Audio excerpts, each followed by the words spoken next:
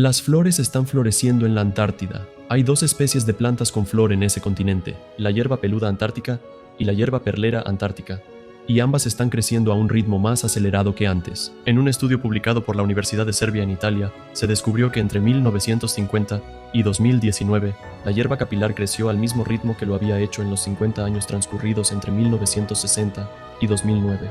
Todo el continente se ha calentado unos 3 grados centígrados y los glaciares han empezado a derretirse.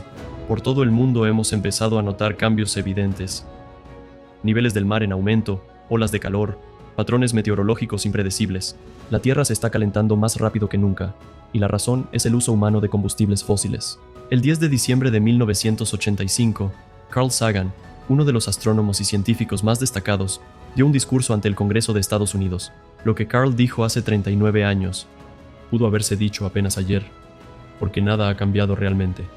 Cuando se pronunció el discurso, la concentración de dióxido de carbono en la atmósfera era de 346 partes por millón. Hoy es de 421 partes por millón. Si no actuamos de manera colectiva, alcanzaremos puntos críticos en los próximos 40 años, y eso es una sentencia para nuestra vida. Carl Sagan explicó de manera magistral lo que significa el cambio climático y cómo se verá en realidad. Por eso, dejaré que sea él quien te lo diga. Según entiendo, mi función acá es dar una idea de qué es el efecto invernadero. Voy a intentar hablarles sobre el efecto invernadero en otros planetas, para recalcar de nuevo que esto es un fenómeno real, y luego quizás me atreva a dar algunas observaciones sobre qué hacer al respecto. El poder de los humanos para afectar y cambiar el medio ambiente crece con nuestra tecnología, y hoy hemos alcanzado un punto donde somos capaces, tanto a propósito como sin quererlo, de hacer cambios significativos en el clima global y en el ecosistema global. Y probablemente hemos estado haciendo a menor escala cosas así por un largo tiempo. Por ejemplo, la agricultura de tala y quema, que ha estado aquí desde quizá miles de años. Esto afecta el clima en cierta forma, cambiando el albedo, que es la reflectividad de la Tierra. Esos cambios masivos ya han ocurrido, es claro en los registros históricos. Por ejemplo, Egipto fue una vez el granero del Imperio Romano. Quizá tuvo un papel similar al rol que tiene hoy el medio oeste de Estados Unidos, pero claramente ya no es así. Y esto tal vez no es un ejemplo del efecto invernadero en sí, aunque exhibe un problema de sobrepastoreo, pero es un ejemplo de cómo los humanos podemos hacer cambios inesperados y no deseados. Porque estos efectos abarcan más de una generación. Hay una tendencia a creer que este no es mi problema. Por supuesto, no es problema de nadie. No es de mi turno de servicio, ni de mi término de mandato. Es algo para el próximo siglo, que el próximo siglo se preocupe por ello. Pero el asunto es que hay efectos, y el efecto invernadero es uno de ellos, y tienen largos periodos de tiempo. Si no te preocupas ahora, después será muy tarde para hacerlo. Y así, en este asunto, como en otros temas. ¿Estamos pasándole problemas extremadamente graves a nuestros hijos? Cuando el momento para resolver los problemas, si es que se pueden resolver, es ahora. Si preguntas qué determina el clima de la Tierra, claramente lo principal es la luz solar. La luz solar es lo que calienta la Tierra. No toda la luz que llega a la Tierra del Sol se utiliza para calentarla. Parte de ella se refleja hacia el exterior. Y lo que sucede es que hay una cierta tasa a la que la luz solar es absorbida por la superficie de la Tierra. Y hay una cierta tasa a la que la superficie de la Tierra irradia energía hacia el espacio. Lo que viene del Sol está en la parte visible del espectro que nuestros ojos ven. Lo que la Tierra irradia al espacio está en la parte infrarroja del espectro, ondas más largas que el rojo, que no observamos a simple vista, pero es una forma de luz igual de legítima a la que conocemos.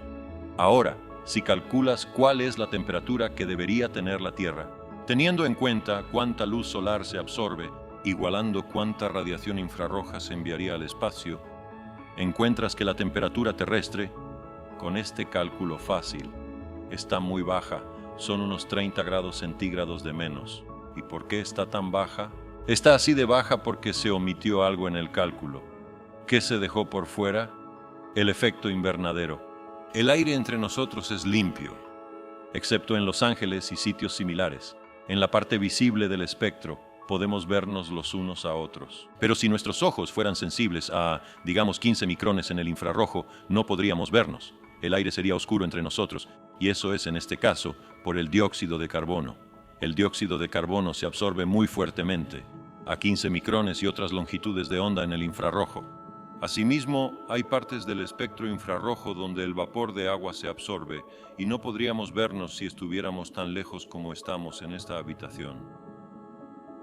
Si añades estos gases que absorben el infrarrojo a un planeta, entonces lo que sucede es que la luz solar entra como antes, pero cuando la superficie intenta irradiar al espacio en el infrarrojo, no puede hacerlo. Está bloqueada por los gases absorbentes, así que la temperatura de la superficie tiene que subir para que haya un equilibrio entre lo que entra y lo que sale. Así que este es el efecto invernadero. Es un término erróneo por varias razones. Es un término equivocado, porque así no trabaja un invernadero de flores, aunque eso no es lo más importante. Hay otros gases que absorben el infrarrojo, muchos de los cuales ya se han mencionado: óxido nitroso, metano y los halocarbonos. Y estos son productos en parte de la agricultura, como fertilizantes, refrigeración, aerosoles y demás, todos productos de nuestra tecnología. No generamos mucha agua en la atmósfera, pero sí producimos una gran cantidad de dióxido de carbono mediante la quema de madera y combustibles fósiles, una actividad que parece benigna. ¿Quién podría oponerse a que los humanos quemen petróleo, carbón, gas y madera? Quiero enfatizar que el efecto invernadero hace que la vida en la Tierra sea posible. Si no hubiera efecto invernadero, la temperatura sería, como he dicho, 30 grados centígrados más fría, y eso está muy por debajo del punto de congelación del agua en el planeta. Los océanos se volverían sólidos con el tiempo. Un poco de efecto invernadero es bueno, pero hay un equilibrio delicado de estos gases invisibles, y un exceso o defecto de efecto invernadero puede significar temperaturas demasiado altas o demasiado bajas. Y aquí estamos vertiendo grandes cantidades de CO2 y otros gases en la atmósfera cada año, sin mucha preocupación por sus consecuencias globales y a largo plazo. Ciertamente no se conocen todos los aspectos de cómo aumentar el CO2 y otros gases en la atmósfera afectan el clima. Aún hay muchas incertidumbres, aunque el cuadro general es, creo, bastante claro. Y es bastante bien comprendido y aceptado. Pero hay preguntas sobre los aerosoles y las nubes. Si calientas la Tierra, ¿cuánto aumenta o disminuye la nubosidad? ¿Cómo cambia el albedo o la reflectividad de la Tierra? Existen preguntas sobre el océano. ¿Y cómo sería su respuesta frente a un aumento de CO2? Existen efectos de retroalimentación y por lo tanto definitivamente vale la pena invertir un poco más de dinero en mayor investigación sobre el tema. Otro punto es que los cambios significativos de temperatura en la Tierra entre las eras de hielo y fuera de ellas, entre los periodos glaciares e interglaciares, parece estar conectado con cambios pequeños en la cantidad de luz solar que llega a la Tierra debido a cambios en las propiedades orbitales de la Tierra. Y esto sugiere que el sistema climático de la Tierra puede depender de manera muy delicada de los tipos de factores de los que estamos hablando aquí. Por eso tiene sentido estudiar los cambios climáticos pasados en la Tierra para intentar obtener algo de calibración. Otra fuente de calibración son los otros planetas. Cada planeta con atmósfera tiene algún efecto invernadero. El caso más espectacular, sin duda, es el efecto invernadero de Venus. Es el planeta más cercano, con masa, radio y densidad parecidos a la Tierra, pero es espectacularmente diferente en varios aspectos. Uno de esos es que la temperatura de la superficie ronda los 470 grados centígrados, 900 Fahrenheit, y esa enorme temperatura no se debe a su proximidad al Sol, porque Venus está cubierto de nubes brillantes y de hecho, ya que refleja tanta luz hacia el espacio, si eso fuera lo único que pasara, sería más fresco, no más cálido, que la Tierra. La razón de esta absurdamente alta temperatura en la superficie de Venus, que hemos entendido muy bien gracias a naves espaciales soviéticas que han aterrizado en Venus y efectivamente sacaron un termómetro. No hay duda de que la temperatura en la superficie es alta. Luego llegaron las naves de Estados Unidos y también lo confirmaron. Pero la razón de esto es un efecto invernadero enorme donde el dióxido de carbono tiene un papel clave. Ahora, el nivel de CO2 en la atmósfera de Venus es mucho mayor que el de la Tierra. La atmósfera es casi toda de dióxido de carbono y hay 90 veces más que acá.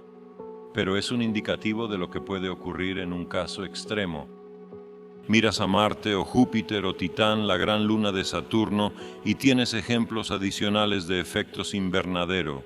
Gases distintos, diferentes niveles de luz solar que llegan a la superficie, diferentes albedos y nubosidad. Y en todos esos casos también hay un efecto invernadero. Además de esto, ha sido posible calcular esos efectos invernadero con bastante exactitud, ya que el tipo de herramientas que se usa para calcular el efecto invernadero y sus cambios en la Tierra también se usa para otros planetas y por lo tanto se puede calibrar en cierta medida con esos otros planetas. Si seguimos obteniendo la respuesta correcta en todos esos casos, entonces probablemente entendemos bien cómo funciona el efecto invernadero. Sin embargo, sería interesante, siguiendo la línea que el senador Gore mencionó, desarrollar un programa más amplio mediante la NASA para entender los efectos invernadero en otros planetas. Esto sería una implementación muy práctica de la exploración planetaria. Como han oído, las mejores estimaciones, sin duda, tienen cierta incertidumbre vinculada. Indican que a la tasa actual de quema de combustibles fósiles, la tasa actual de aumento de gases menores que absorben infrarrojos en la atmósfera terrestre ocasionará un incremento de varios grados centígrados en la temperatura promedio de la Tierra, hacia mediados o finales del próximo siglo. Y esto trae diversas consecuencias, incluyendo la redistribución de climas locales y, a través del derretimiento de glaciares, un aumento global en el nivel del mar. Hay inquietud a largo plazo sobre el colapso de la Antártida Occidental y su capa de hielo, y un aumento general de muchos metros en el nivel del mar. Así que tenemos una señal clara. Sin duda hay más investigación por hacer, pero como digo, hay un consenso. ¿Qué se puede hacer al respecto? La idea de que debemos dejar de quemar combustibles fósiles de inmediato tiene tantas consecuencias económicas que es claro que nadie tomará esto en serio. Pero existen muchas otras medidas que se pueden tomar. Una está relacionada con subvenciones a combustibles fósiles. Un uso más eficiente podría fomentarse con menos subvenciones públicas. En segundo lugar, hay fuentes alternativas de energía, algunas de las cuales son útiles, al menos en ciertas áreas. La energía solar es, sin duda, una que podría ser más general. Las plantas de energía de fisión seguras que son posibles en teoría y luego en un plazo más extenso la perspectiva de la energía de fusión. Las centrales de fusión en teoría no emiten gases de efecto invernadero y por lo tanto cualquier otro problema que puedan emitir no está relacionado con el efecto invernadero. Me gustaría terminar diciendo unas palabras sobre la perspectiva que este problema, así como otros problemas, nos plantea. Aquí tenemos un problema que trasciende nuestra generación. Es un problema intergeneracional. Si no hacemos lo adecuado ahora, habrá problemas muy graves que nuestros hijos y nietos tendrán que afrontar. Es un problema global también. No sirve de nada si solo una o dos naciones industriales importantes toman medidas para prevenir un aumento importante aún mayor en CO2 y otros gases de efecto invernadero, porque otras naciones pueden, a través de su desarrollo industrial, causar el problema por sí mismos. No quiero decir que esto sea inevitable, pero solo como ejemplo. Las mayores reservas de carbón del mundo están en Estados Unidos, la Unión Soviética y China. China está atravesando un gran desarrollo industrial. Y la quema de carbón es sin duda algo que debe ser muy atractivo para los chinos que miran hacia el futuro.